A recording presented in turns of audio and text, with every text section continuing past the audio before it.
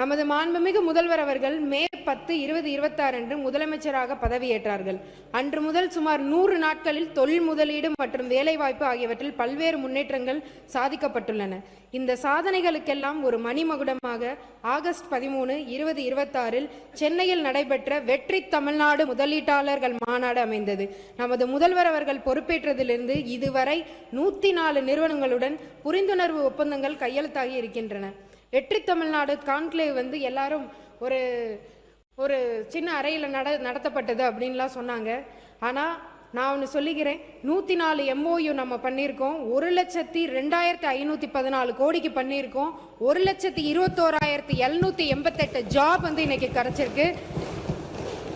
வந்த 2 மாதத்தில் 7 MOU பண்ணியிருக்கோம். 35,000 கோடி இன்வெஸ்ட் பண்ணியிருக்காங்க. 14,790 ஜாப் கிடைச்சிருக்கு. இதன் மூலமாக நான் என்ன சொல்ல விரும்புகிறேன்னா, நிறைய பேர் இங்கே கேட்டாங்க, என்ன நீங்கள் எதையுமே ரிலீஸ் பண்ணல அப்படின்னு சொல்லி. ஆனால் கைடன்ஸ் தமிழ்நாட்டிலேருந்து நம்ம பப்ளிக்காக லைவில் இது போய்கிட்டு தான் இருந்தது. எல்லா கம்பெனியும் என்ன ஏதுன்னு வெளியிட்ட தான் செஞ்சோம். அதை ஏன் நம்ம சட்டமன்ற உறுப்பினருக்கு தெரியல அப்படின்றது எனக்கு தெரியல. அதே மாதிரி வெற்றி மாநாட்டில் 97 MOUs சைன் பண்ணோம். கிரீன்ஃபீல்ட் ப்ரௌன்ஃபீல்டு அப்படின்னு 2 இருக்குது. கிரீன்ஃபீல்டு 55 பண்ணோம். 50 விரிவாக்க திட்டம், இதில் 8 திட்டங்கள் இது 2மே சேர்ந்து இருக்கு. அதே மாதிரி 25 புதிய நிறுவனங்கள் முதல் முறையாக தமிழ்நாட்டுக்கும் வந்திருக்கு. அதில் அல்ட்ரா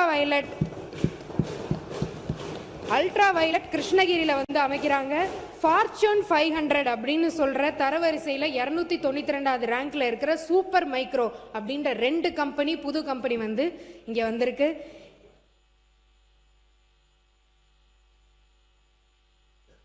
நூறு நாட்களில் 1,00,000 கோடி ரூபாய் முதலீடு உறுதி செய்யப்பட்டுள்ளது. இந்த முதலீடுகள் மூலமாக 1,21,788 வேலை வாய்ப்புகளும் உறுதி செய்யப்பட்டுள்ளன. இவையெல்லாம் ஜஸ்ட் ட்ரெய்லர் தான், மெயின் பிக்சர் இனிமே தான் வரும். 100 நாட்களில் நமது மாண்புமிகு முதல்வர் அவர்கள் தலைமையிலான அரசு 100 நாட்களில் 1,00,000 கோடி முதலீட்டை ஈர்த்துள்ளது என்ற சாதனையை கேட்டதும் சிலருக்கு பொறுக்கவில்லை. அது எப்படி சாத்தியம் என்ற பதற்றத்துடன் கேட்கிறார்கள். முதலீட்டாளர்களுக்கு மாபெரும் நம்பிக்கை தந்திருப்பது நம் தலைவர் கூறிய வார்த்தைகள். உங்களிடம் யாராவது லஞ்சம் கேட்டால் கொடுக்க முடியாது என்ற துணிச்சலாக சொல்லுங்க, இது எங்க தம்பி விஜய் ஆட்சி, இது எங்க பிள்ளை விஜய் ஆட்சி என்ற தைரியமாக சொல்லுங்க, நான் உங்களுடன் இருக்கிறேன் என்று அவர் வெளிப்படையாக அறிவித்ததால் தான் அவர் ஆட்சிக்கு வந்த பிறகு அரசு அலுவலகங்கள் 1 பைசா லஞ்சம் இல்லை. இது முதலீட்டாளர்கள் மத்தியில் பெரும் பேசு பொருளாக மாறிவிட்டது. வெற்றி தமிழ்நாடு முதலீட்டாளர்கள் மாநாட்டின் போது வெளிநாட்டு முதலீட்டாளர்கள் பலரும் இதற்காக முதல்வருக்கு நன்றி தெரிவித்தனர். நம் அன்பிற்குரிய முதல்வர் அவர்கள் தமிழ்நாட்டின் வளர்ச்சிக்கான தொலைநோக்கு திட்டத்தை அறிவித்துள்ளார். அதன் அடிப்படையில் தமிழ்நாட்டின் தொழில் வளர்ச்சிக்காக புதிய தொழில் கொள்கையை அரசு இறுதி செய்து வருகிறது.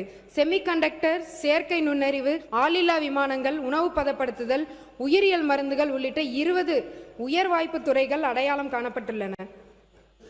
FDI அந்நிய நேரடி முதலீடு.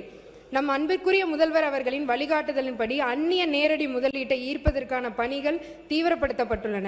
16 நாடுகளை சேர்ந்த மற்றும் வெளிநாட்டு தலைமையகங்களை கொண்ட 30 திட்டங்கள் இவற்றுள் மேற்கொள்ளப்பட்டு முதலீடு 22,268 கோடி அந்நிய நேரடி முதலீடுகள். இவை மொத்த முதலீடுகளில் 22% மேலும் 38,357 வேலை வாய்ப்புகள் உறுதி செய்யப்பட்டுள்ளன. முக்கிய நாடுகளை மட்டும் இங்கே குறிப்பிடுகிறேன். ஆஸ்திரேலியா 7,125 கோடி, ஜெர்மனி 4,400 கோடி, ஜப்பான் 2,651 கோடி, பிரான்ஸ் 2,021 கோடி, தென்கொரியா 6 திட்டங்கள், ஸ்ரீலங்கா 800 கோடி, 7,000 வேலை வாய்ப்புகள் ஜவுளித்துறையில். தமிழ் டயஸ்போரா உலக தமிழ் சமூகத்துடனான தொடர்பை மேலும் வலுப்படுத்தும் வகையில் மாண்புமிகு முதலமைச்சர் அவர்கள் உலகம் முழுவதும் வாழும் புலம்பெயர் தமிழர்களுக்கு தங்கள் பூர்வீக மண்ணில் முதலீடு செய்யுமாறு அழைப்பு விடுத்து கடிதம் எழுதியுள்ளார். இதற்கு 120 பேர் பதிலளித்துள்ளனர். இதன் தொடர்ச்சியாக வெளிநாடுகளில் வாழும் தமிழர்களுக்கான முதலீட்டு ஊக்குவிப்பு பிரிவு வழிகாட்டி நிறுவனத்தின் கீழ் அமைக்கப்பட்டுள்ளது. வெளிநாட்டில் வாழும் தமிழர்கள் தமிழ்நாட்டில் முதலீடு செய்ய விரும்பும் போது ஒரே இடத்தில் சிங்கிள் பாயிண்ட் ஆஃப் கான்டாக்ட் உதவி உறுதி செய்யப்பட்டுள்ளது. இதுக்கு எக்ஸாம்பிள் தான் எம்பல் டெக்ஸ்டைல் பார்க் அப்படின்னு சொல்லி நம்ம அனௌன்ஸ் பண்ணோம். நம்ம ரீசன்ட் கான்க்ளேவ்ல 17 மேலேருந்து அவர் என் கூட கோஆர்டினேட் பண்ணி இன்னைக்கு அவங்களுக்கு லேண்டும் அலோகேட் பண்ணி எல்லா கன்வர்ஷன் ரேட்டும் இப்போ நம்ம இந்த 1,00,000 கோடியில் எல்லாரும் கேட்டீங்க இதை நீங்க எவ்வளவு தூரம் கிரவுண்ட் பண்ணுவீங்கன்னு சொல்லி. இன்னைக்கு வர கன்வர்ஷன் ரேட் 45%. நாங்க வந்த 100 நாட்கள்ல 45% கன்வர்ஷன் ரேட் காமிச்சிருக்கோம்.